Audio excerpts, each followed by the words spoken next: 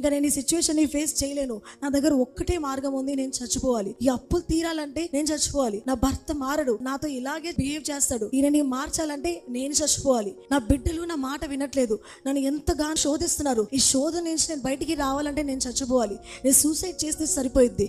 ఆ మాటలు కూడా చెప్తా ఉంటారు. చచ్చిపోవడానికి మీ దగ్గర 100 రీజన్స్ అయినా ఉండొచ్చు, కానీ బ్రతికి ఉండడానికి ఒక రీజన్ చాలు. అది ఎవరండి? మన యేసు. హల్లెలూయా.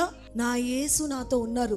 ఎవరు నాతో ఉన్నా లేకపోయినా, నా సమస్యల్లో వచ్చినప్పుడు, నా జీవితంలో ప్రతికూల పరిస్థితులు వచ్చినప్పుడు, నాకు ఎవరు తోడుగా ఉన్నా లేకపోయినా సరే, నా దేవుడు నాకు తోడుగా ఉన్నాడు.